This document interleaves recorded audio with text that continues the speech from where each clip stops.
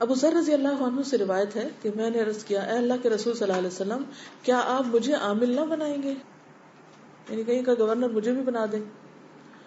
تو آپ نے اپنا ہاتھ میرے کندھے پر مار کے فرمایا اے ابو ذر تم کمزور ہو اور یہ امارت امانت ہے اور یہ قیامت کے دن کی رسوائی اور شرمندگی ہے، سوائے اس کے جس نے اس کے حقوق پورے کیے اور اس بارے میں جو اس کی ذمہ داری تھی اس کو ادا کیا. یعنی اگر ادا نہیں کیا ذمہ داری کو تو یہ قیامت کے دن رسوائی اور شرمندگی کا باعث ہوگی.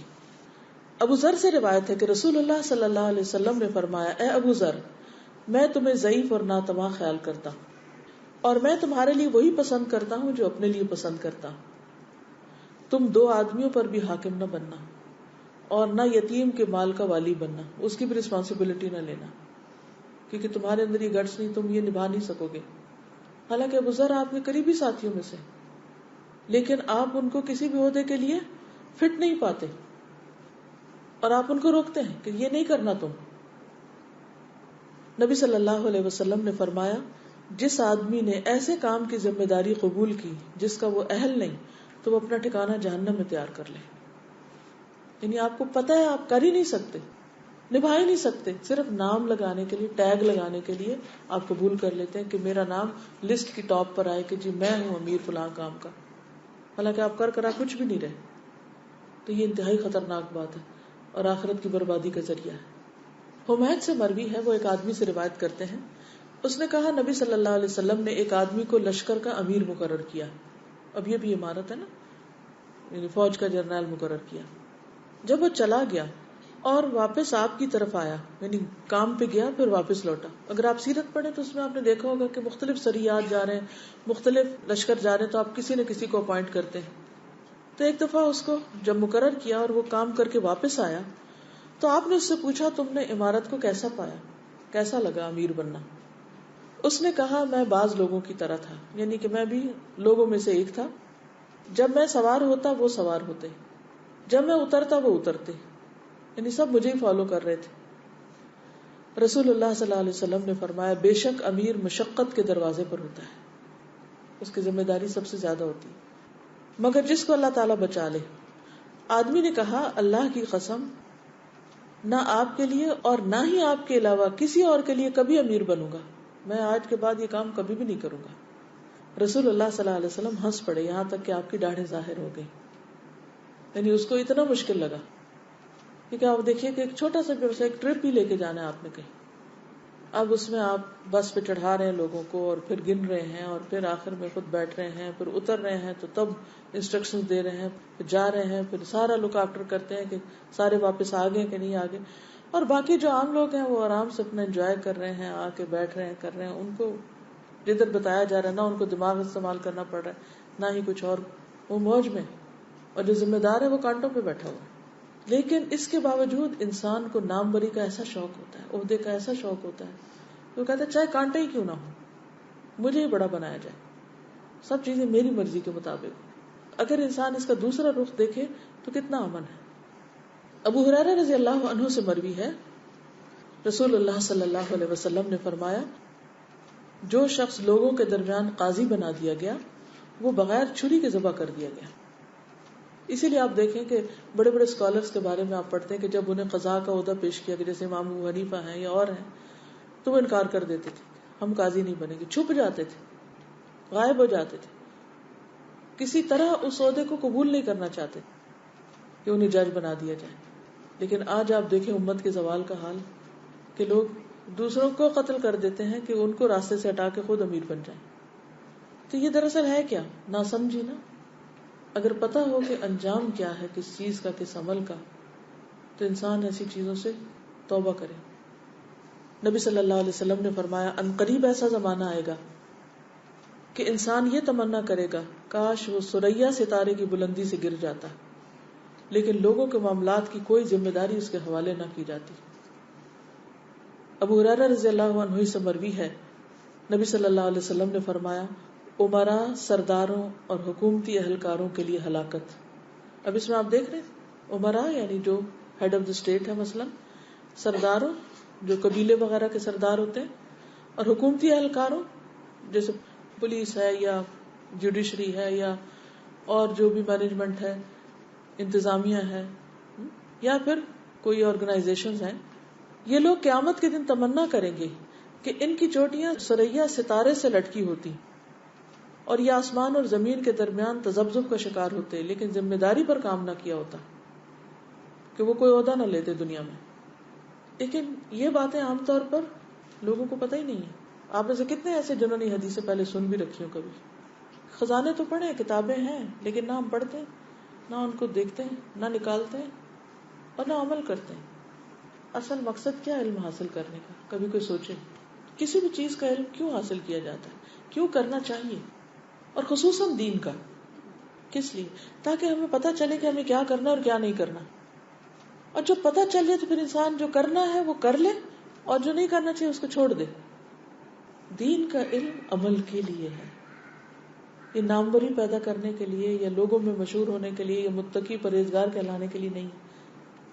اس کو صرف کسی ڈگری سے بھی معیار نہیں کیا جا سکتا کہ وہ آپ کے پاس وہ آ گئی تو پھر آپ کہیں کہ میں سب سے زیادہ اب جاننے والا ہوں کیونکہ میرے پاس پی ایچ ڈی ہے تو لازمی میں دوسروں سے زیادہ جانتا ہوں. ہرگز نہیں. اصل علم وہی ہے جو انسان کے عمل میں آ چکا، وہی اس نے سمیٹ لیا، وہی پکا ہو گیا، پختہ ہو گیا. اور باقی جو کتابوں میں ہے یا امتحانوں میں لکھا اور بلا دیا اور کاغذوں میں لکھا گیا وہ تو الگ ہے آپ سے، وہ آپ کا تو نہیں، وہ تو وہاں ہے. آپ کا تو وہ ہے کہ جو یا تو آپ کو یاد ہو کہ وہ وقت ضرورت کام آ جائے، یا پھر آپ اس پر عمل کر رہے ہو کہ وہ آپ کے جسم کا ایک یا آپ کی ذات کا یا شخصیت کا حصہ بن چکا ہے. اور باقی کیا ہے؟ چٹیل پتھر پہ برسنے والی بارش کہ جس سے وہ سارا گرد و غبار اتر جائے، دھل جائے، جو تھوڑا وقتی طور پہ پڑا تھا. تو بعض اوقات ہم علم حاصل کرتے اور وقتی گرد و غبار اس پتھر پہ آ جاتا ہے، ایک چھوٹا سا ہمیں ایک بوسٹ مل جاتا ہے، جی ہمیں پتہ چل گیا اتنا کچھ، ہم نے یہ بھی پڑھ رکھا ہے، یہ بھی اتنے 100 کتابیں پڑھے ہوئے ہیں، یہ کورس کیے ہوئے، فلاں کیا ہوا. اور مقصد کیا ہوتا ہے؟ ریاکاری، دکھاوا، کہ میں لوگوں کو بتا سکوں کہ میں نے کیا کچھ کیا ہوا. اور اچھل رہی ہوتی ہیں باتیں لوگوں کے منہ سے کہ جلدی سے بتا دیں دوسرے کو کہ وہ کیا کچھ جانتے ہیں. تو اس ریاکاری کی نیت سے جو علم حاصل کیا ہوتا ہے، پھر جب ایک آندھی طوفان آتا ہے یا بارش پڑتی ہے تو وہ قرآن مجید میں ہے نا کہ جو لوگ دکھاوے کے لیے مال خرچ کرتے ہیں ان کا حال کیا ہوتا ہے کہ وہ ایک بارش سے سب دھل جاتا ہے. ایسے ہی لوگوں کا عمل، ایک ری ایکشن کسی کا سامنے آتا ہے تو سارا بکھر کے رہ جاتا ہے کیونکہ ان کی شخصیت کا حصہ نہیں بنا ہوتا. جب علم عمل میں نہیں آتا نا تو صرف انسان جانتا ہے، ایک کان سے سنتا ہے دوسرے سے نکالتا ہے، تب اس کا ٹیسٹ ہوتا ہے. ہر علم آنے کے بعد ایک ٹیسٹ آتا ہے انسان کے اوپر، اور وہ انسان کا درجہ بڑھانے کے لیے کہ یہ عمل کرتا ہے یا نہیں کرتا. اگر عمل کر لیتا ہے تو اللہ کی طرف سے اس کو ایک تائید نصیب ہوتی ہے، اس کے اندر ایک میچورٹی آتی، پختگی آتی، اس کے لیے اجر و ثواب کا باعث بنتا ہے. اور اگر عمل نہیں کرتا تو پھر کیا ہوتا ہے؟ وہ ٹیسٹ میں فیل ہو جاتا ہے انسان، اور جو اس نے تھوڑا بہت حاصل کیا ہوتا ہے وہ اس موقع پر بد اخلاقی کر کے، بدتمیزی کر کے سب کچھ گنوا کے رکھ دیتا ہے. وہ ٹھہرتا ہی نہیں اس کے پاس، پھر کوئی نہیں مانتا کہ یہ پڑھا لکھا انسان ہے. تو کوئی بھی علم اس لیے حاصل کرنا چاہیے کہ اس سے ہم خود بھی فائدہ اٹھائیں اور دوسروں کو بھی پہنچائیں. لیکن خصوصی طور پر دین کا علم، اس کا تو مقصد یہی ہے. یہ شان و شوکت بڑھانے کے لیے نہیں ہے. یعنی یہ ضرور کہا گیا کہ آپ اپنے علم میں اضافہ کریں، لیکن اس لیے اضافہ نہ کرتے جائیں کہ آپ لوگوں پہ روب جھاڑیں کہ ہم تم سے زیادہ جانتے ہیں. جیسے امیر ہے اور وہ والنٹیئر منتخب کر رہے تھے تو اس وقت پوچھتے ہیں کون والنٹیئر کے لیے وقت اپنا دے گا، تو اس وقت ہم بات بتا جی وہ تو خدمت کے لیے دیا جاتا ہے نا. مطلب پھر کوئی عہدہ بھی مل جاتا ہے نا کہ آپ نے رسپانسبلٹی نبھانی ہے، تو وہ جی اس میں عہدے کا سوال تو نہیں؟ نہیں، اس میں عہدے کا اس طرح نہیں ہوتا کہ وہ امیر بننے کے لیے سروس نہیں آفر کرتے، وہ اپنی خدمت پیش کرتے ہیں. یہ وہی سوال ہے آپ کا جو میں نے پہلے جواب دیا کہ جیسے کسی پارٹی کی طرف سے کوئی کھڑا کیا جاتا ہے تو وہ ان کو چن لیتے ہیں اور دیکھ لیتے ہیں کہ کون کس کام کے قابل، وہ اپوائنٹ کرتے ہیں نا ان کو، چاہے بڑی ذمہ داری پہ کریں یا چھوٹی. وہی آرگنائزیشن اچھی چلتی ہیں. ورنہ کیا ہوتا ہے کہ لوگ سلیکٹڈ مائنڈ کے ساتھ آتے ہیں، اگر ہمیں اس آرگنائزیشن میں یہ عہدہ ملے گا تو ہم یہاں کام کریں گے، اور اگر ہمیں یہاں انچارج نہ بنایا گیا یا ہمیں یہاں ٹیچر کا عہدہ نہیں دیا گیا یا یہاں ہمیں فلانا ایڈمنسٹریٹر نہیں بنایا گیا تو ہم یہاں کام نہیں کریں گے، ہم کہیں اور کریں گے یا ہم کو اپنا کاروبار کھول لیں گے. یہ مینٹالٹی ہوتی ہے.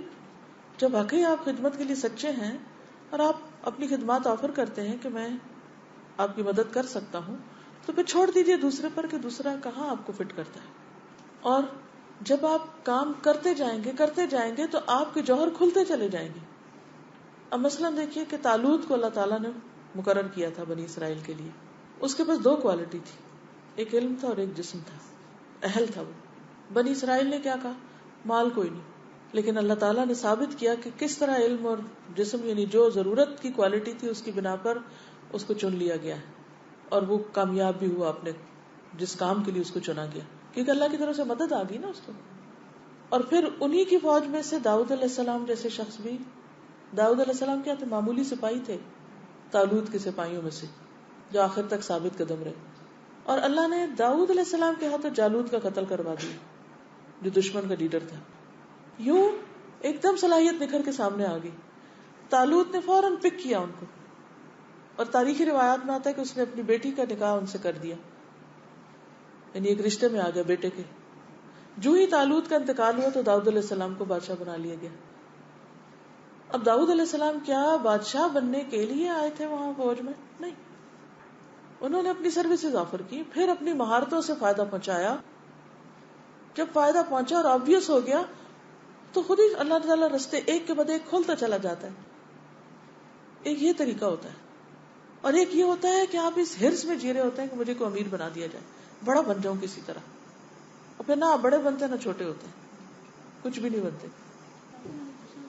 کوئی آپ کو امیر منتخب کرے یا آپ کے دل میں اس کی خواہش ہو, at end of the day یہ عہدے کی ذمہ داری اور اس کی پکڑ اتنی سخت ہے کہ کوئی والنٹیئر بھی, کیونکہ میں تو ڈرتی ہوں کہ پتہ نہیں میں کچھ کرنا بھی چاہوں تو اس ڈر سے کہ اس کی ذمہ داری, اس کی پکڑ اتنی زیادہ ہے. ٹھیک ہے, ایک رخ یہ ہے, اب اس کو مکمل کیجئے. دوسرا رخ یہ ہے کہ یا ایھا الذین آمنوا استجیبوا للہ وللرسول اذا دعاکم لما یحییکم, کہ جواب دو پکار کا اللہ رسول کی جب تمہیں اس چیز کی طرف بلایا جائے جو تمہیں زندہ کرتی, جس میں تمہاری زندگی.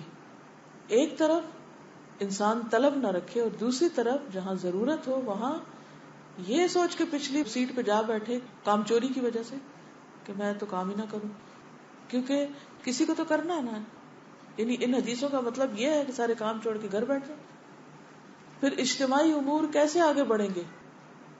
اب مثال کے طور پر, اب میں یہاں ایک کانٹوں کی جگہ بیٹھی ہوں, بہت ہی مشکل کام ہے, بہت ذمہ داری کا کام ہے کہ انسان کسی کو پڑھائے. جواب دہی کی بات ہے کہ کوئی غلط چیز نہ پہنچ جائے. اس میں ڈرنا چاہیے اللہ سے مجھے, لیکن کیا اس ڈر کا مطلب یہ ہے, یعنی یہ ڈر میں اتنا طاری کر لوں کہ جو آتا ہے وہ بھی نہ پڑھاؤں؟ اس سے کیا فائدہ ہوگا؟ نقصان ہوگا نا. تو جو اصل مقصد ہے وہ یہ ہے کہ ہرس نہ ہو, لالچ نہ ہو, طلب نہ ہو, ڈیمانڈ نہ ہو, انفیئر مینز اختیار نہ کیے جائیں, چھپے ہتھ کنڈے اختیار نہ کیے جائیں کہ جس سے انسان اپنی دھوس جمائے یا خود بڑا بننا چاہے. لیکن اگر وہ کسی بھی قسم کی کوئی خدمت مدد دین کی کر سکتا ہے تو پیچھے نہ رہے. وہ جب پکارا جائے تو حاضر ہو جائے, اور پھر اس کی صلاحیتوں کے مطابق اسے کوئی کام دیا جائے, کیونکہ یہ بھی تو کہا گیا نا کہ اگر وہ بغیر سوال کیے دیا جائے گا تو اس کی مدد کی جائے گی. تو پھر اللہ تعالیٰ ہمیں ہمت دے گا, اللہ کی طرف سے تائید ہوگی, اللہ کی نصرت آئے گی. اور پھر الدال علی الخیر کفاعلہ, اگر آپ ان ساری ذمہ داریوں کو پورا کرتے ہوئے وہ کام کریں گے تو سب کے کام کا اجر بھی لے جائیں گے. اجر بھی بہت بڑا ہے. ایک ہے خود کام کر لینا, ایک ہے سب سے کروا لینا. تو سب سے کروانے کا اجر بہت بڑا ہے. اصل مقصد کیا ہے, خلاصہ کیا ہے ایک لفظ میں, کہ اللہ کا ڈر. اللہ کا ڈر ہوتے ہوئے انسان ہر قدم اٹھائے, چاہے وہ چھوٹا ہو یا بڑا ہو, چھوٹا کام ہو یا بڑا کام ہو, اللہ سے ڈرتے ہوئے کرے. شہرت کے لیے یا دنیاوی فائدوں کے لیے یا بندوں کے اندر پاپولر ہونے کے لیے کہ بندے مجھے مان جائیں کہ وہ ابھی کیا چیز ہے, یہ نہیں ہونا چاہیے, کیونکہ اللہ تعالیٰ کو یہ چیزیں ناپسند ہیں. اور آپ یقین کیجئے کہ جب لوگ واقعی اللہ کے لیے خالص ہوتے ہیں, وہ صرف چند ایک ہوتے ہیں, انگلیوں پہ گنے جا سکتے ہیں, مگر اللہ ان کے ذریعے ایسی ایسی خیر لاتا ہے آپ سوچ ہی نہیں سکتے. اتنی برکت ہوتی ہے اس کام میں کہ سوچ ہی نہیں سکتے. اور جب لوگ کھینچا تانی کر رہے ہوتے ہیں اور ہر کوئی بڑا بننے کی کوشش کر رہا ہوتا ہے اور اپنی ذات کے فائدے حاصل کرنے کے لیے دین کو استعمال کر رہا ہوتا ہے, تو اس کام میں سے برکت ختم ہو جاتی ہے. پھر وہ لڑائی فساد فتنے کا گھر بن جاتا. یہ جتنے لڑائیاں جھگڑے ہیں اسی وجہ سے ہوتے ہیں. ان کا حل صرف یہی ہے کہ انسان ذمہ داری کو ذمہ داری کی حیثیت سے کرے اور اللہ سے مدد لیتے ہوئے اور بندوں کے مشورے سے آگے بڑھے تو خیر ہی خیر ہے. تو پھر جتنا بھی کرے گا اتنا ہی ملٹی پلائی کرے گا اجر. اب یہ سوال ہے ان کا کہ جیسے حدیث میں آتا ہے کہ 3 لوگ بھی سفر پہ نکلیں تو ایک کو ذمہ دار بنا لیں. اب آپ کو سمجھ آ رہی ہے کہ دوسرے 2 کو کرنا نہیں آتا اور آپ ہی ہیں جو کرنے والے ہیں, تو کیا آپ خود ہی سے بن جائیں گے, خود ہی ہر چیز اپنے ہاتھ میں لے لیں گے؟ کیا کرنا چاہیے اس موقع پر؟ یہ ان کا سوال. اس موقع پر کیا ہونا چاہیے؟ آپس میں بیٹھ کے بات کرنی چاہیے کہ چلیں ہم سب آپس میں ایک کو ذمہ دار بناتے ہیں. تو جو کر پا رہا ہوگا نا, وہ تینوں مل کے بھی کہیں گے کہ ہاں یہ کر لے, یہ کر لے, یہ کر لے, وہ خود ہی سامنے آ جائے. تو اس سے فائدہ کیا ہوگا کہ جب ان 2 نے کہہ دیا کہ آپ ذمہ دار ہیں تو وہ 2 پھر آپ کی بات سنیں گے. اور اگر آپ خود سے بن بیٹھے تو ایک بھی آپ کی بات نہیں سنے گا, پھر آپ خود ہی سے بنے ہوئے ہوں گے. یہ بہت بڑی حکمت ہے اس میں کہ طلب کرنے اور نہ کرنے میں, کیونکہ ادروائز انسان مشورہ ہی نہیں کرتا, خود سے خود فیصلے کر لیتا ہے. جب خود سے خود فیصلے کرتے ہیں تو آپ تنہا رہ جاتے ہیں. جب آپ ٹیم کے مشورے سے چلتے ہیں تو ان کی سپورٹ آپ کو ملتی, اس کام میں ایک برکت اور ایک خوشی ہوتی. اوکے ٹھیک ہے.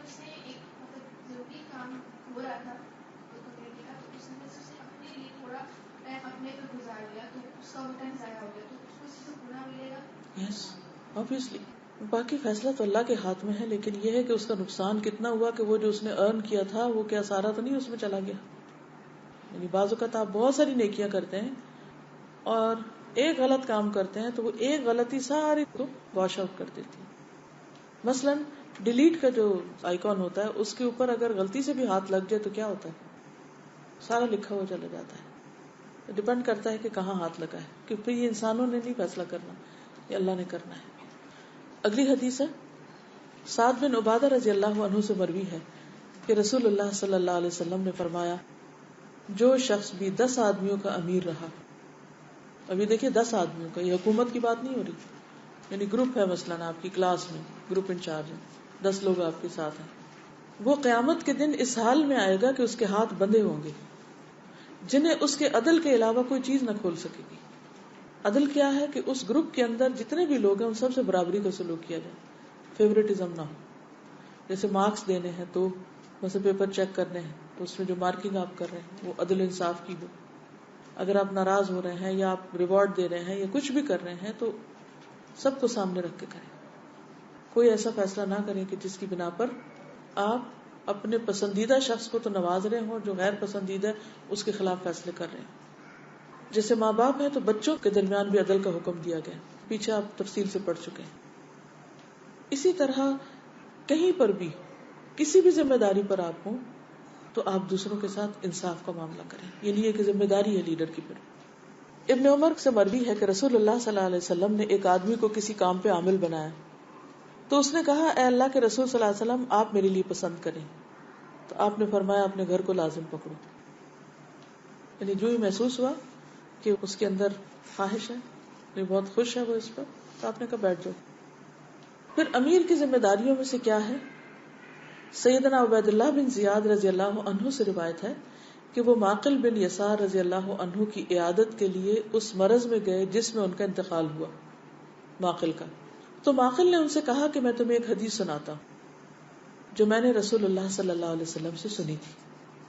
میں نے آپ صلی اللہ علیہ وسلم کو فرماتے ہوئے سنا, جب اللہ تعالیٰ کسی بندے کو کسی رعیت کا حکمران بناتا ہے, حاکم بناتا ہے, اور وہ خیرخواہی کے ساتھ اس کی حفاظت نہیں کرتا, یعنی ذمہ داریاں پوری نہیں کرتا, تو وہ جنت کی خوشبو بھی نہ پائے گا. یعنی آپ لیڈر تو بن جائیں لیکن آپ کو یہ پتا نہ ہو کہ آپ نے کرنا کیا ہے اور آپ کی ذمہ داری کیا ہے, کیسے نبھانی ہے, اور لوگ مصیبت میں تو نہیں آپ کی وجہ سے. تو خیر خواہی بھی ضروری ہے کہ ہر ایک کا بھلا چاہے انسان, ایک طرف نہ جھک جائے. مثلاً آپ کسی اسکول کے پرنسپل ہیں, اس اسکول میں مختلف سیکشنز ہیں, اس کے مختلف ہیڈز ہیں یا مختلف گروپس ہیں. اب یہ جو اوپر ٹاپ پہ شخص ہے اس کی کیا ذمہ داری ہے کہ سب کو ایکولی فیسیلیٹیٹ کرے, سب کی ضروریات پوری کرے. لیکن اگر وہ ایک گروپ کے لیے تو ہر طرح کی فیسلٹی دے اور جب دوسرے گروپ کو ضرورت پڑے تو وہ بہانہ کر دے کہ نہیں ریسورسز نہیں، تو اس سے کیا ہوگا؟ اب کتنی زیادہ بدمزگی ہوگی اس آرگنائزیشن کے اندر کہ جس میں یہ سلسلہ چل پڑے. جن کو حق نہیں ملے گا وہ فرسٹریٹ ہوں گے، وہ ان کے بھی خلاف ہوں گے، جنہیں حق مل رہا ہوگا ان سے جیلس ہوں گے، اور پھر اپنے امیر کی بھی قدر نہیں کریں گے اور اپنے کاموں میں بھی دلچسپی نہیں لیں گے، وہ بھی چھوڑ کے بیٹھ جائیں گے کہ ہماری تو کوئی سنتا ہی نہیں، ہمیں تو کوئی پوچھنے والا نہیں. یہ کمپلینٹس ہوتی ہیں جس کے نتیجے میں کیا تو پورا سسٹم اس آرگنائزیشن کا بگڑ جاتا ہے. شروع کہاں سے ہوا؟ کہاں سے شروع ہوا؟ امیر سے جس نے عدل نہ کیا، کہ صرف ایک کی ضرورت کا خیال رکھا اور دوسرے کی طرف توجہ نہیں کی. تو اس وقت جب آپ کہیں بھی ذمہ دار ہوں، یہ بھول جائیں کہ جن کے ساتھ آپ کا معاملہ ہے وہ آپ کے کوئی رشتہ دار ہیں یا دوست ہیں یا پسندیدہ یا ناپسندیدہ ہیں. آپ یہ دیکھیں کہ ان کی ضرورت کیا ہے، وہ اپنی ڈیمانڈ میں جینوئن ہے یا نہیں. گھر میں ہمیں اپنی اولاد کے ساتھ دیکھنا چاہیے. اگر ہم باہر کہیں کام کرتے ہیں، مثلا آپ کسی اسکول میں ٹیچر ہیں، آپ کسی آرگنائزیشن میں کسی عہدے پر ہیں اور آپ کے انڈر کوئی بہت سے امپلائیز کام کرتے ہیں. دیکھیں ہم سب زندگی کے کسی نہ کسی حصے میں کہیں نہ کہیں کوئی ذمہ داری دے دیے جاتے ہیں. بعض اوقات گھر میں کوئی فنکشن ہے تو آپ کو رسپانسبلٹی دے دی جاتی ہے کہ اچھا آپ اس کو آرگنائز کر لیں، کچھ بھی ہو سکتا ہے. تو اس میں آپ پھر یہ دیکھیں کہ کیا آپ سب کو فیسیلیٹیٹ کر رہے ہیں. یہ نہ ہو کہ ایک ڈپارٹمنٹ کو تو آپ بہت فنڈز ریلیز کر دیں اور دوسرے کو آپ کچھ بھی نہ دیں. تو یہ ایسے ہی ہے کہ جیسے خون سر کی طرف زیادہ چلا جائے اور باقی حصوں میں نہ جائے تو کیا ہوگا؟ بیماری ہوگی، خرابی ہوگی، ہلاکت ہوگی. تو اس لیے مال جو ہوتا ہے وہ کسی بھی سوسائٹی کو یا کسی گھر کو یا کسی آرگنائزیشن کو رن کرنے کے لیے اسی طرح ہوتا ہے جیسے جسم میں خون ہوتا ہے. اگر وہ پورے جسم تک سرکولیشن ہو رہی ہے تو وہ ہیلدی ہوگا انسان. اگر وہ کسی ایک حصے میں زیادہ ہو گیا ہے اور باقیوں کو پہنچ نہیں رہا تو وہ بیمار ہو جائے گا انسان. تو صرف مال نہیں، آرگنائزیشن کو چلانے کے لیے اور بھی چیزیں چاہیے ہوتی ہیں.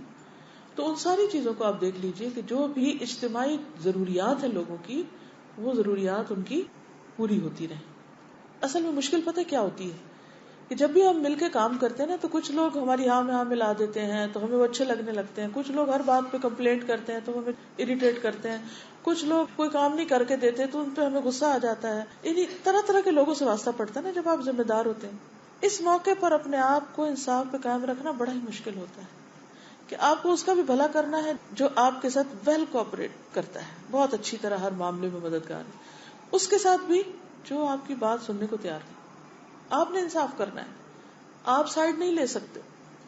وہ جو نہ کام کرنے والا ہے اس کی سزا کوئی اور ہو سکتی ہے، اس کی اصلاح کسی اور طرح ہو سکتی ہے، لیکن یہ نہیں ہو سکتا کہ آپ اس کو اگنور کر دیں. آپ کو عدل و انصاف کرنا ہی کرنا. جیسے ماں اپنے بچوں میں، ایک بچہ ہوتا ہے وہ اتنا اطاعت گزار ہوتا ہے، جو ماں کہتی ہے مانتا ہے. دوسرا بچہ ہوتا ہے وہ کچھ سن کے نہیں دیتا. اب ماں کچھ کھانے کو لا رہی ہے تو وہ کیا کرے گی؟ سب اسی کو دے دے گی جو بات مانتا ہے، اس کو نہیں دے گی جو نہیں مانتا، اس کو بھی دے گی. کیا اللہ تعالیٰ ہم سب کو نہیں دیتا کہ ہم اطاعت کرتے ہیں یا نہیں کرتے اس کی؟ ہاں، حساب کتاب کا دن جزا سزا تک آخری. جس نے ماں کا حق ادا کیا اس کے لیے دنیا میں بھی اچھا ہے اور آخرت میں بھی، اور جس نے نہیں کیا وہ اس کے حصے میں. لیکن بحیثیت ماں کے آپ کو ماں ہونے کی ذمہ داری پوری کرنی. اگر اس کو ڈسپلن سکھانا ہے جس نے نہیں آپ کی بات مانی، تو یہ حق مار کے ڈسپلن سکھانا کوئی طریقہ نہیں ہے. حق تو دیا جائے گا، ہاں ڈسپلن سکھانے کے لیے کوئی اور سزا تجویز کی جائے گی، لیکن حق نہیں مار سکتے آپ کسی کا. ابو مریم ازدی سے روایت ہے کہ میں حضرت معاویہ کے پاس آیا. انہوں نے کہا اے فلاں کیا خوب آئے ہو، ویلکم، یعنی تمہارے آنے سے ہمیں بہت خوشی ہوئی. اور یہ جملہ کہ ما انعمنا بک عرب لوگ بطور استقبال اور خوش آمدید کے بولتے تھے. میں نے عرض کیا ایک حدیث ہے جو میں آپ کو بتانے آیا ہوں. میں نے رسول اللہ صلی اللہ علیہ وسلم سے سنا، آپ فرماتے تھے کہ اللہ تعالیٰ جس شخص کو مسلمانوں کے امور کا والی اور ذمہ دار بنائے اور پھر وہ ان کی ضروریات، حاجت مندی اور فقیری میں ان سے ملنے سے گریز کرے، حجاب میں رہے، تو اللہ تعالیٰ بھی اس سے حجاب فرما لے گا جبکہ وہ ضرورت مند ہوگا، محتاج ہوگا اور فقیر ہوگا، یعنی قیامت کے دن. یہ سن کر امیر معاویہ نے ایک شخص کو لوگوں کی ضرورت کی فراہمی پر مامور کر دیا کہ بحیثیت امیر وہ خود ہر وقت نہیں اویلیبل ہو سکتے، لیکن ایک بندہ اس کام پہ اپوائنٹ کر دیا گیا کہ جو بھی کوئی ضرورت مند آئے وہ دیکھے اور اس کی ضرورت پوری کر دے، کیونکہ یہ امیر کی ذمہ داری ہے کہ جب لوگوں کو اس سے کوئی کام ہو تو وہ ان کی ہیلپ کرے، ان کا مددگار ہو. نبی صلی اللہ علیہ وسلم نے فرمایا جس آدمی کو مسلمانوں کے کسی معاملے کا حاکم بنایا جائے پھر وہ ان کی خیر خواہی اور بھلائی کے لیے جد و جہد نہ کرے تو وہ ان کے ساتھ جنت میں داخل نہ ہوگا. یعنی امیر کی ذمہ داری کیا ہے کہ وہ ایفرٹ لگاتا رہے کہ کس طرح لوگوں کو اور بہتر فیسیلیٹیٹ کیا جائے، کس طرح ان کی خیر و بھلائی کے لیے کام کیا جائے، چاہے کوئی بھی کام ہو، چاہے پڑھنے لکھنے کا ہے یا کسی بھی اور طرح کی خدمت کا ہے. مثلا کوئی کسی فیکٹری میں ہی کام کرتا ہے تو اب آپ دیکھیے کہ جس کی وہ فیکٹری ہے تو جتنے بھی مزدور کام کرتے ہیں وہ کیا ہے، اس کی ذمہ داری پر ہے. اس کو پتا ہونا چاہیے کہ ان لوگوں کے حال احوال کیا ہیں، ان کو کام کرنے میں کیا رکاوٹ آ رہی، کیا مشکل پیش آ رہی ہے، ہیلتھ ان کی کس طرح بہتر بنائی جا سکتی ہے، ان کی ایجوکیشن، ان کی اپ برنگنگ، ان کی باقی چیزیں. یعنی وہ صرف ان سے کام لینے والا نہ ہو بلکہ ان کے حقوق کی بھی حفاظت کرنے والا ہو. اگر وہ ایسی جگہ پہ کام کر رہے ہیں کہ جو ہیلتھ ہیزارڈ ہے، ڈینجرس ایریا ہے، تو اس کے مطابق ان کو فراہم کرے وہ ساری چیزیں کہ جس سے ان کی ہیلتھ جو ہے وہ ڈیٹیریٹ نہ ہو، ان کی لائف کو ڈینجر نہ ہو. یہ اس کی ذمہ داری بنتی ہے کیونکہ وہ اس کے ماتحت ہے اس وقت. تو چھوٹے لیول پہ کام ہو یا بڑے لیول پہ ہو، ہر جگہ اس چیز کو، اصول کو مد نظر رکھا جائے گا. ابھی آپ دیکھیں کہ جیسے فیئر ٹریڈ کے بارے میں کتنا لوگ بوسٹ کرتے ہیں کہ مثلا چائلڈ لیبر نہیں ہے وہاں پر، یا لوگوں کو پورا حق دیا گیا ہے کوئی بھی کام کروانے کا. تو یہ ساری چیزیں دراصل تو اسلام کا ایک حصہ ہے، لیکن ہم فیئر ٹریڈ کرنا بھول گئے اور غیروں نے اس کو اپنا لیا. فیئر ہونے کا مطلب کیا؟ عدل سے کام لینا. عام طور پہ کیا ہوتا ہے کہ سستے بھاؤ بعض اوقات کام کرا لیا جاتا ہے اور جو بیچ کا شخص ہے وہ سارا فائدہ اٹھا لے جاتا ہے. تو منافع کی بھی ایک حد ہونی چاہیے. رعایا سے خیانت نہ کرے. نبی صلی اللہ علیہ وسلم نے فرمایا جو شخص کسی رعایا کا نگہبان بنے پھر اسے دھوکہ دے تو وہ جہنم میں جائے گا. یعنی حقائق ان سے چھپائے اور لوگوں کو نہ بتایا کہ کیا ہونے والا ہے.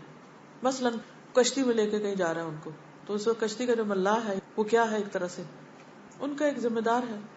اب اگر کشتی کو کسی طوفان کا سامنا ہے تو لوگوں کو انفارم کرے کہ یہ ہونے والا ہے. یہ نہیں کہ لوگ پریشان ہو، اس سے پوچھے ہوگا نہیں کچھ نہیں ہوتا، لوگ بے خبر ہو جائیں اور بے خبری میں ان پر کو مصیبت آ پڑے. تو لوگوں کے ساتھ عدل انصاف اور دھوکے سے بچا جائے، کیونکہ وہ اس پر ٹرسٹ کرتے ہیں اپنے لیڈر پر کہ جو یہ کہتا ہے ہمارے فائدے میں، اسی لیے تو اس کے پیچھے جا رہے ہیں، اسی لیے تو اس کی بات مان رہے ہیں، اسی لیے تو اس کی اطاعت کر رہے ہیں. پیچھے ہم نے پڑھا تھا نا امیر کی اطاعت کرو، تو اس کے حقوق بھی تو اللہ نے دلوائے نا امیر کے. تو اگر لوگ امیر کی اطاعت کر رہے ہیں تو امیر کی ذمہ داری کیا ہے کہ وہ عوام کو دھوکہ نہ دے.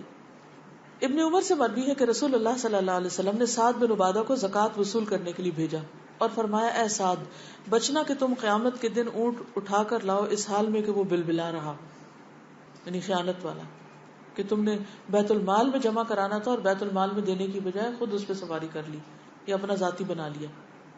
تو انہوں نے کہا میں یہ ذمہ داری قبول نہیں کرتا، آپ مجھے اس سے معاف کر دیں. تو آپ نے انہیں معاف کر دیا. بعض اوقات کسی کو فائنانس کی ذمہ داری دے دی جاتی ہے کہ تم کیا کرو، یہ ڈونیشن جمع کرو، رسیدیں بناؤ، سب کام کرو. اب مثلا ڈونیشن میں کسی نے گولڈ دیا، ایک مثال ہے، تو کہا واہ یہ تو بڑی خوبصورت چیز ہے، کیوں نہ میں اس کو خود ہی رکھ لوں. بازار سے لینے گئے تو بڑی مہنگی ملے گی تو ہم خود ہی اس کے کروا لیتے ہیں قیمت اور اس کو خود اپنے پاس رکھ لیتے ہیں اور پیسے جمع کرا دیتے ہیں، کسی کو کیا پتا. دس از خیانت.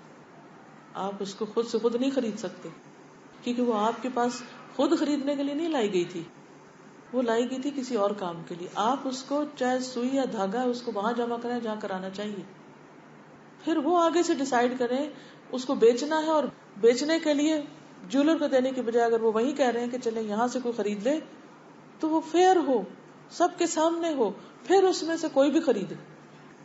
لیکن آپ یہ نہیں کر سکتے کہ اس میں سے خود ہی اپنے طرف سے اس میں تصرف کر لیا، یہ خیانت ہوگی، دھوکا ہوگا. یا پھر مثلا کسی نے اگر کوئی دوسری کرنسی دی، کسی نے ڈالر دیے اور آپ اسے کہتے ہیں چلو اس کو خود سے چینج کر کے تو کچھ اور دے دیتے ہیں. نہیں، آپ وہی دیں جو آپ کو دیے گئے، اس کو چینج مت کریں، کیونکہ ہو سکتا ہے جب تک وہ وہاں پہنچے ریٹ کچھ اور بڑھ چکا اور آپ خیانت کر رہے ہیں، کم دے رہے ہیں. الا یہ کہ کوئی ایسی مجبوری ہو، ایک چیز دوسری جگہ پہنچانے میں دقت ہو، تو جو ذمہ دار ہو ان کو بتا دیا جائے کہ یہ ہے، اب آپ مشورہ دیں کہ ایسا کر لیا جائے. کہ اجتماعی معاملات میں آپ اکیلے اپنی مرضی سے فیصلہ نہیں کر سکتے. جس کے ساتھ مل کے آپ کام کر رہے ہیں، جو آپ کی مجلس شورا ہے، اس میں اس معاملے کو لے آئیں کہ یہ چیز یوں ہونے لگی، اب کیا کرنا چاہیے. تو ذمہ داری چاہے چھوٹی ہو یا بڑی ہو، جو پبلک منی ہوتی ہے اس میں پبلک اوپینین شامل ہونا چاہیے. پبلک سے مراد ساری عوام کی بھیڑ اس وقت سامنے نہیں، پبلک سے مراد جہاں بھی جن کے بھی ساتھ آپ کام کر رہے ہیں. اور ضروری نہیں کہ ہر بندے سے پوچھا جائے.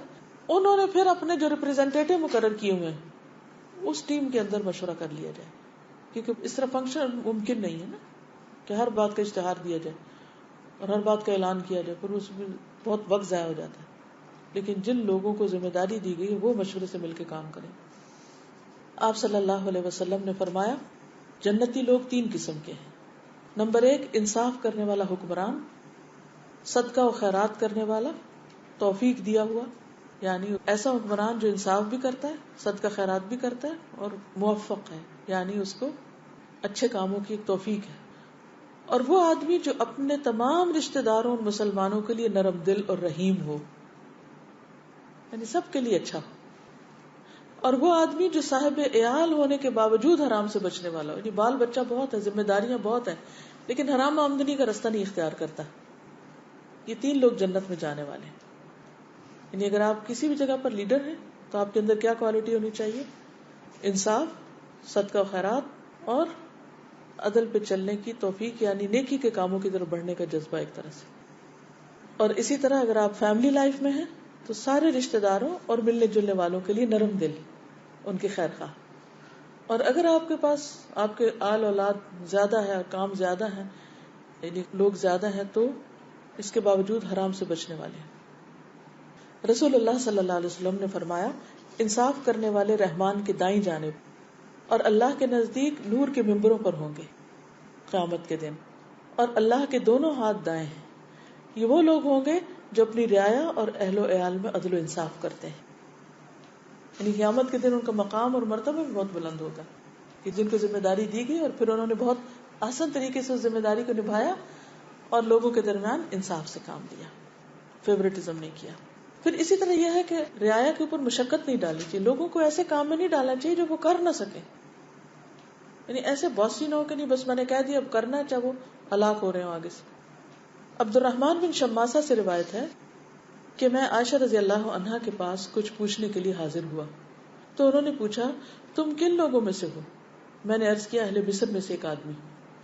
تو انہوں نے پوچھا تمہارا ساتھی تمہارے ساتھ غزوے میں کیسے پیش آتا ہے، یعنی لیڈر تمہارے ساتھ کیسا معاملہ کرتا ہے؟ میں نے عرض کیا ہم نے اس میں کوئی ناگوار بات نہیں پائی، یعنی کوئی ایسا نہیں ہے، ٹھیک ہے وہ اچھا ہے. اگر ہم میں سے کسی آدمی کا اونٹ مر جائے تو وہ اونٹ دیتا ہے، غلام کے بدلے غلام عطا کرتا ہے، جو خرچ کا محتاج ہو خرچہ دیتا ہے. عائشہ رضی اللہ عنہا نے کہا مجھے وہ معاملہ اس حدیث کے بیان کرنے سے نہیں روک سکتا جو اس نے میرے بھائی محمد بن ابو بکر سے کیا. میں نے رسول اللہ صلی اللہ علیہ وسلم سے سنا، آپ نے میرے اس گھر میں فرمایا اے اللہ میری اس امت میں سے جس کو والی بنایا جائے اور وہ ان پر سختی کرے تو اس پر سختی کر، اور میری امت میں سے جس کو کسی معاملے کا والی بنایا جائے اور وہ ان سے نرمی کرے تو بھی اس پر نرمی کر. یعنی یہ بات سن کر انہوں نے یہ حدیث سنائی کہ جو رعایا پر، یعنی جو بھی اس کے متعلق ہے ان کے ساتھ اچھا معاملہ کرے. اچھا یہ نرمی کرنے کا مطلب یہ نہیں کہ وہ کام کرے یا نہ کرے انہیں ڈھیلا چھوڑ دے، خوش رکھے بس. نہیں، کام کرانا بھی ضروری.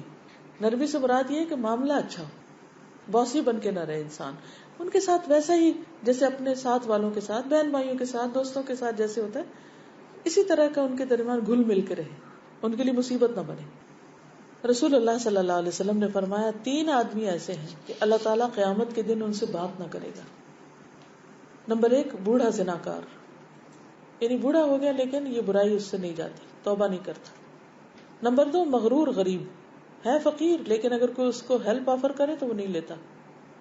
اور نمبر 3 جھوٹا حکمران، جو لوگوں سے جھوٹ بولے اپنی رعایا سے، کہ جن پر وہ حکمران بنا ہوا ان سے. ابو عثمان فرماتے ہیں کہ جب ہم آذربائیجان میں تھے، مسلمان جب علاقوں پہ علاقے فتح کرتے ہوئے دور دور تک پھیل گئے تو کہتے جب ہم آذربائیجان میں تھے تو عمر رضی اللہ عنہ نے ہمیں لکھا کہ اے عقبہ بن فرقد، یہ جو مال تیرے پاس ہے یہ نہ تیری محنت سے ہے، نہ ہی تیرے باپ کی محنت سے، اور نہ ہی تیری ماں کی محنت سے تجھے حاصل ہوا، اس لیے مسلمانوں کو ان کی جگہوں پر پوری طرح سے وہ چیز پہنچا دو جو تو اپنی جگہ پہ پہنچاتا ہے، یعنی ان کو بھی وہ دو جو تم خود لیتے ہو، اور تم عیش و عشرت کی زندگی اور مشرکوں کی وضع کثرت سے بچو، اور ریشمی لباس پہننے سے پرہیز کرو، بے شک نبی صلی اللہ علیہ وسلم نے ریشمی لباس سے منع کیا ہے۔ تو یہ کچھ انسٹرکشنز تھی جو اس کو دی گئی کہ تم وہاں پر عامل بنے ہو، ذمہ دار ہو، تو تم ان چیزوں سے بچو۔ معاویہ بن ابی سفیان سے مروی ہے کہ میں نے رسول اللہ صلی اللہ علیہ وسلم کو فرماتے ہوئے سنا، ایسے امراء بھی ہوں گے کہ ان کی ہیبت کی وجہ سے ان کی بات کو رد نہیں کیا جا سکے گا، وہ آگ میں بزور گھسیں گے اور ایک دوسرے کے نقش قدم پر چلیں گے، یعنی دنیا میں ان کا بڑا روب تھا لیکن آخرت میں ان کا سارا روب جاتا رہے گا۔ تو انسان جب اس کو دنیا میں کوئی پاور ملے، اتھارٹی ملے، لوگوں پر کچھ قوت ملے اور لوگ اس کی بات سنیں تو اس کو مس یوز نہیں کرنا چاہیے، اسے ہمیشہ یاد رکھنا چاہیے کہ اس کے اوپر زیادہ بڑی قوت والا موجود ہے، ظلم اور زیادتی سے بچے انسان۔ ایک اور حدیث ہے، نبی صلی اللہ علیہ وسلم نے فرمایا 6 چیزوں کے ظاہر ہونے سے پہلے تم موت کی جلدی کرو۔ مراد اس سے کیا، یہ نہیں کہ موت مانگو، مراد یہ ہے کہ 6 چیزیں جب لوگوں میں بہت نظر آنے لگے تو سمجھو کہ بہت ہی فتنے کا زمانہ ہے اور ایمان بچانا مشکل ہے۔ وہ کیا ہے؟ نمبر 1 بے وقوفوں کی حکومت، نمبر 2 پولیس والوں کی کثرت، نمبر 3 فیصلوں کا بیچا جانا، پیسے دے کے جیسے چاہو فیصلے کروا دو، نمبر 4 قتل کو معمولی سمجھنا، جب جس کا جی چاہے اٹھے اور جس کو جی چاہے مار ڈالے، نمبر 5 قطع رحمی کرنا، رشتوں کو کاٹنا، اور نمبر 6 ایسی نوجوان نسل کے ظاہر ہونے سے پہلے جو قرآن کو موسیقی کی طرح گا گا کر پڑھے، لوگ اس کو امامت میں آگے رکھیں اگرچہ وہ علم میں سب سے کم ہو، یعنی صرف اس کی اچھی لے کی وجہ سے اس کو اپنا امام بنا لیں، تو یہ انتہائی فتنے کا دور ہوگا، کیونکہ جب انسان ایسے لوگوں کے بیچ میں رہتا ہے تو اس کا کوئی کام سیدھا نہیں ہوتا۔ قیامت کی جو نشانیاں آپ صلی اللہ علیہ وسلم نے بتائی ہیں، اسی طرح کی نشانیوں میں سے ایک نشانی ہے یہ کہ اس طرح کا بھی دور آئے گا کہ ایسے لوگ دنیا میں ظاہر ہو جائیں گے۔ تو مطلب یہ ہے کہ اس میں پھر انسان کو اور زیادہ محتاط زندگی بسر کرنی چاہیے، پھونک پھونک کے قدم رکھنا چاہیے، ورنہ تو کیا ہوتا ہے کہ حکومت اس کو سپورٹ کرتی ہے، لوگ اسے سپورٹ کرتے ہیں، اس کے ایمان پر ایک دوسرے کے مددگار ہوتے ہیں۔ اب نہ آپ کو حاکموں کی طرف سے اگر مدد ملے، نہ آپ کو رشتہ داروں کی طرف سے مدد ملے، نہ آپ کو کہیں اور معاشرے سوسائٹی کی طرف سے، تو کس قدر زندگی مشکل ہو جائے اور ایمان پہ قائم رہنا کتنا مشکل ہو جائے۔ پھر اسی طرح ایک اور حدیث ہے، عبداللہ بن زرار غفاری کہتے ہیں کہ ہم عید الاضحیٰ کے موقع پر علی بن ابی طالب کے پاس گئے، انہوں نے بطور ضیافت خزیرہ، قیمے اور آٹے سے تیار کیے جانے والا ایک کھانا تھا، وہ پیش کیا، تو ہم نے کہا امیر المومنین اگر آپ بطخ اور مرغابی کا گوشت پیش کر دیتے تو زیادہ اچھا تھا، مال کثیر موجود ہے۔ انہوں نے کہا ابن زریر، میں نے رسول اللہ صلی اللہ علیہ وسلم سے سنا خلیفہ کے لیے صرف 2 پیالے حلال ہیں، ایک پیالہ اس کے اور اس کے اہل کے کھانے کے لیے اور ایک کسی کو کھلانے کے لیے، یعنی جو حکومت کا نمائندہ ہو یا امیر ہو یا ذمہ دار ہو، لیکن یہ نہیں کہ وہ سرکاری مال سے اتنی ڈشیں تیار کرے کہ عوام تو بھوکے بیٹھے ہوں اور وہ خزیرہ کے بعد بطخ اور مرغابی کو گوشت بھی پیش ہو رہا ہوں۔ اپنے مال میں سے جو کوئی کرنا چاہے کرے، لیکن جو حکومت کا مال ہے یا خزانے کا مال ہے سرکاری یا بیت المال کا، اس میں سے نہیں، اس کی اجازت نہیں۔ اس سے حدود بھی بتا دی گئی نا کہ اللہ کے مال میں سے کتنا خرچ کر سکتے۔ پھر امیر کی ایک ذمہ داری ہے کہ جن کا وہ امیر بنایا جائے ان کے امور کی فکر کرے۔ عمر بن خطاب سے روایت ہے کہ رسول اللہ صلی اللہ علیہ وسلم ابو بکر کے ساتھ مسلمانوں کے امور کے بارے میں باتیں کرتے تھے اور میں بھی ان کے ساتھ ہوتا تھا کہ لوگوں کے بارے میں فکر کرتے تھے کہ اس کا کیسے بھلا کرنا ہے، اس کے لیے کیا کرنا ہے، اس کے لیے۔ تو امیر مقرر اس لیے کیا جاتا ہے نا کہ وہ اوور آل بڑی پکچر میں سب کو دیکھے تاکہ انصاف ہو سکے۔ ہر کوئی اپنے اپنے لیے تو پھر اپنا حق چاہے گا، لیکن پھر لوگوں میں سے کوئی کمزور ہوگا، کوئی طاقتور ہوگا، طاقتور اپنا حق کھینچ لے جائے گا، وہ کمزور بیٹھا رہ جائے گا۔ تو جب ٹاپ پر ایک ہوگا تو وہ ہر ایک کو اپنے مقام پر رکھے گا اور اس طرح امن و امان ہوگا، عدل ہوگا۔ پھر امیر کے لیے ایک اور شرط یہ ہے کہ وہ دین کے احکامات کو جاننے والا ہو، اور باعمل ہوں. نبی صلی اللہ علیہ وسلم نے فرمایا مجھے اپنی امت کے سلسلے میں سب سے زیادہ خوف گمراہ کرنے والے اماموں سے ہے کہ وہ خود نہیں جانتے اور لوگوں کو مسلیڈ کرتے ہیں. ایک اور حدیث میں ہے رسول اللہ صلی اللہ علیہ وسلم نے فرمایا تم پر ایسے امراء مسلط ہوں گے جو شریر لوگوں کو اپنے قریب کریں گے، مقرب بنائیں گے، نماز کو وقت سے مؤخر کر دیں گے، یعنی نماز کی پرواہ نہیں کریں گے. جو آدمی ان کا زمانہ پالے وہ ان کی حکومت کا منتظم نہ بنے، وہاں کوئی عہدہ قبول نہ کرے، نہ سپاہی، نہ وصول کنندہ، نہ خزانچی، نہ فائنانسز میں سے، نہ مینجمنٹ میں سے، اور نہ ہی کسی اور اس طرح کی ذمہ داری. کیوں؟ اس لیے کہ ان کے ساتھ لگ کر پھر اس کی نمازیں بھی جائیں گی اور وہ ایسے لوگوں کی صحبت میں ہوگا کہ جس سے دین ایمان بھی جائے گا. ابو موسیٰ سے مروی ہے کہ رسول اللہ صلی اللہ علیہ وسلم نے معاذ بن جبل اور ابو موسیٰ اشعری کو یمن کی طرف بھیجا اور انہیں حکم دیا کہ لوگوں کو قرآن سکھائیں. یہ بھی امیر کی ذمہ داری ہے کہ وہ لوگوں کی تعلیم کا بندوبست کرے، خصوصی طور پر دین کی تعلیم کا. نبی صلی اللہ علیہ وسلم نے معاذ بن جبل اور ابو موسیٰ اشعری کو جب یمن کی طرف بھیجا تو فرمایا آسانی کرنا، تنگی نہ کرنا، یعنی لوگوں کو مشکل میں نہ ڈالنا، خوشخبری دینا، نفرت نہ دلانا، اکٹھے رہنا، اختلاف نہ کرنا، آپس میں نہ لڑنا. تو یہ خاص کوالٹیز ہیں، یہ ذمہ داریاں ہیں جو امیر کو ادا کرنی چاہیے اپنی رعایا یا جو بھی اس کا گروپ ہے اس کو ساتھ لے کے چلنے کے لیے. کون کون سی؟ آسانی کرنا، تنگی نہ کرنا، لوگوں کو مشقت میں نہ ڈالنا امیر بن کے، خوشخبری دینا، نفرت نہ دلانا، اچھی نیوز دینا، اکٹھے رہنا، اختلاف نہ کرنا. اختلاف کب ہوتا ہے؟ جب انسان اپنے نقطہ نظر پہ ڈٹ جاتا ہے، چاہے اس کے لیے کوئی دلیل ہو یا نہ. نبی صلی اللہ علیہ وسلم نے معاذ کو یمن کی طرف بھیجا تو انہوں نے کہا اے اللہ کے رسول صلی اللہ علیہ وسلم مجھے کوئی وصیت فرمائیں. آپ نے فرمایا علیک بتقوی اللہ ما استطعت، جتنا ہو سکے اللہ سے ڈرو. واذکر اللہ عز وجل عند کل حجر وشجر، ہر پتھر اور درخت کے پاس اللہ کا ذکر کرو. یعنی یہ امیر کو حکم دیا جا رہا ہے، لوگ تو اس کو فالو کریں گے نا. اذا عملت سیئۃ فاحدث عندها توبہ، جب تم کوئی برائی کر لو تو اسی وقت توبہ کرو. السر بالسر والعلانیہ بالعلانیہ، مخفی برائی کی تو توبہ بھی مخفی ہوگی، اعلانیہ گناہ کیا تو توبہ بھی اعلانیہ انداز میں ہونی چاہیے، سب کے سامنے سوری کرنا چاہیے اگر گناہ سب کے سامنے کیا ہے. سمجھ آ گئی اس کی؟ پھر اسی طرح ایک اور حدیث ہے، حضرت عائشہ سے روایت ہے کہ نبی صلی اللہ علیہ وسلم کی ازواج مطہرات کے پاس ایک مخنث آیا کرتا تھا، مڈل سیکس ہوتا، اور لوگ اس کے بارے میں سمجھتے تھے کہ اس میں عورتوں کی طرف کوئی میلان نہیں. نبی صلی اللہ علیہ وسلم ایک دن تشریف لائے تو وہ آپ کی بعض بیویوں کے پاس بیٹھا ہوا تھا اور ایک عورت کی تعریف کر رہا تھا کہ جب وہ سامنے سے آتی ہے تو پیٹ پہ 4 بل پڑتے ہیں، جب کمر پھیر کے جاتی ہے تو 8 سلوٹوں کے ساتھ جاتی. تو نبی صلی اللہ علیہ وسلم نے فرمایا میں اس کو نہ دیکھوں کہ ادھر کے حالات جانتا ہوں، یہ ہرگز تمہارے پاس نہ آیا کرے. حضرت عائشہ فرماتی کہ پھر اس کو روک دیا. اس سے کیا پتہ چلتا ہے کہ امیر کی ذمہ داری کیا ہے کہ جب وہ رعایا کے اندر یہ دیکھے کہ ان کے حقوق کو یا ان کے دین کو کوئی چیز نقصان دینے والی ہے تو وہ اس سے بھی لوگوں کو محفوظ رکھے.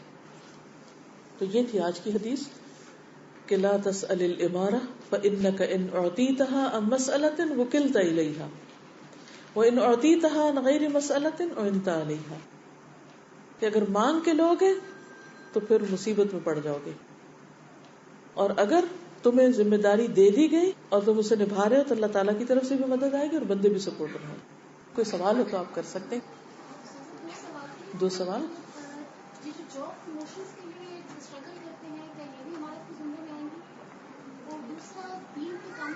دیکھیں جاب پروموشن میں اسٹرگل جو ہوتی ہے نا بیسیکلی وہ لائیولیہڈ کی اسٹرگل ہوتی ہے، عہدے کی اسٹرگل نہیں ہوتی بیسیکلی. اگر آپ دیکھیں تو اس کی نیچر فرق ہے. وہاں انسان کا مقصد باس بننا نہیں ہوتا، وہاں انسان کا مقصد ہوتا ہے کہ میری اسکلز ایسی استعمال ہو کہ لوگوں کو بھی فائدہ پہنچے اور مجھے بھی اپنے بال بچوں کو پالنے کے لیے رزق حلال ملے. ٹھیک ہے. لیکن جب وہ اس جگہ پر آ جاتا ہے تو پھر وہ ایک ذمہ دار تو بہرحال ہو جاتا ہے. پھر اس کے نیچے جتنے لوگ کام کریں ان کے ساتھ عدل و انصاف اور ان کی دین دنیا آخرت کا خیال رکھنا یہ ضروری ہوتا ہے. جی دوسرا سوال.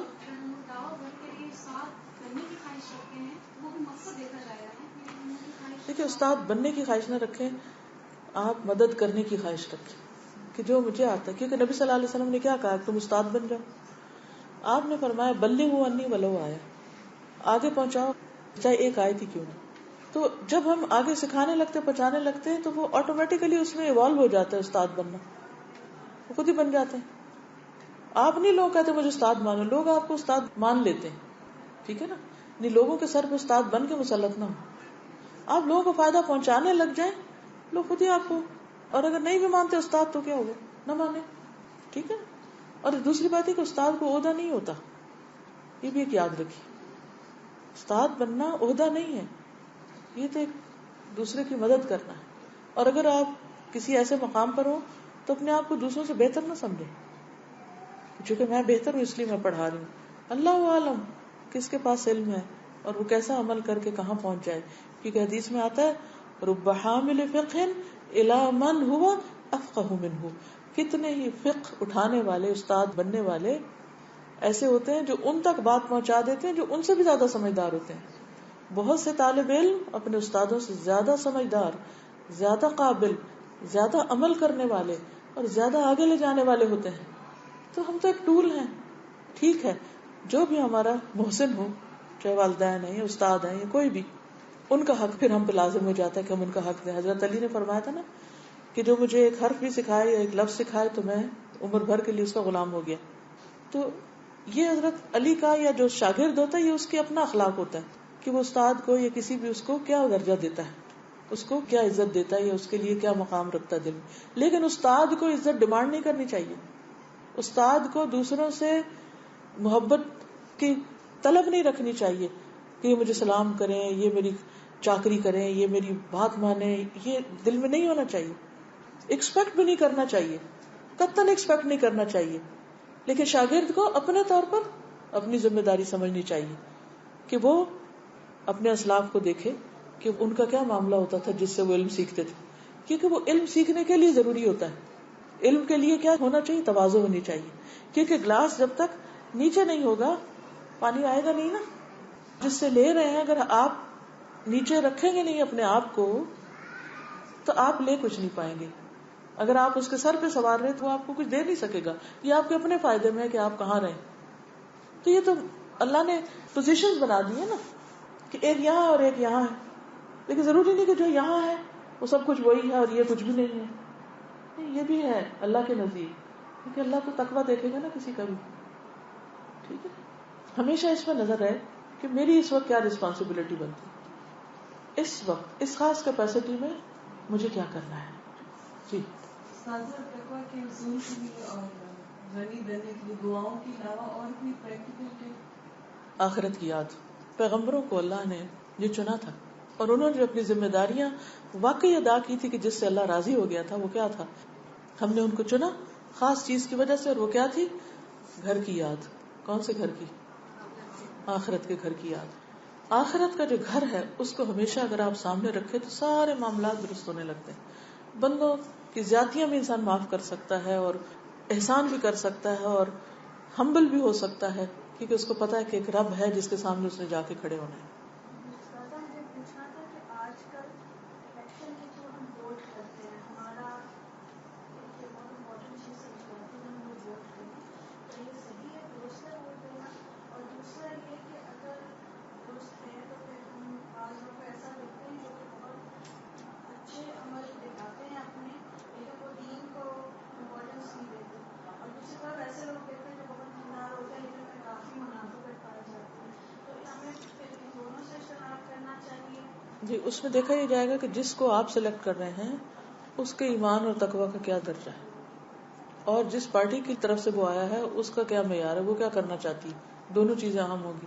دیکھیں دین کو تو استعمال کیا جا رہا ہے، چاہے سیکولر ہو چاہے دین ہو، یعنی دونوں طرف اگر دیکھا جائے تو جو تجربہ بتاتا ہے وہ آپ کے سامنے اور ہر عقل مند دیکھ سکتا ہے. ایکچولی بات یہ کہ پالیٹکس نہ میرا فیلڈ ہے، نہ میں اس میں ماہر ہوں. اگر آپ مجھ سے پوچھیں گے تو ہو سکتا ہے میں آپ کو صحیح سیٹسفائی نہ کر سکوں. صرف کہنے کی بات یہ کہ جب بھی انسان زندگی میں چاہے وہ الیکشن میں کسی کو ووٹ دے رہا ہو ہمیشہ اپنی عقل استعمال کرے، کیونکہ اس سے سوال ہوگا، وہ کسی اور پہ نہیں ڈال سکتا. وہ فلاں نے مجھے کہا تھا یہ کر لو تو میں نے کر لیا. آنکھیں بند کر کے تو کچھ نہیں کیا جا سکتا. تو جب آپ کسی کو بھی سلیکٹ کریں اگر وہ اس قابل ہے کہ اسے کرنا چاہیے تو ہی کرے، اور اگر نہیں تو الگ ہو جائے. نہیں کوئی بھی نہ وہ پھر میں نہیں ذمہ داری لے سکتا، جو چاہے کرے. اور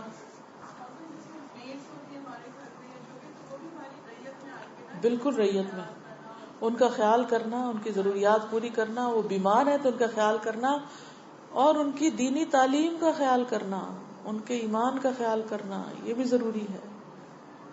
ٹھیک ہے نا. یہ جو ابھی آیا نا کہ یعنی وہ قرآن کی تعلیم کو عام کرتے ہیں، وہ نماز قائم کرتے ہیں، جسے قرآن مجید میں آتا ہے الذین مکناہم فی الارض اقاموا الصلاۃ. جب ان کو زمین میں کوئی مقام دیتے ہیں تو وہ نماز قائم کرتے ہیں. ٹھیک ہے. اللہ تعالیٰ ہمیں عمل کی توفیق دے. جزاکم اللہ خیرا وآخر دعوانا الحمد للہ رب العالمین. سبحانک اللہم وبحمدک نشہد ان لا الہ الا انت نستغفرک ونتوب الیک. السلام علیکم ورحمۃ اللہ وبرکاتہ.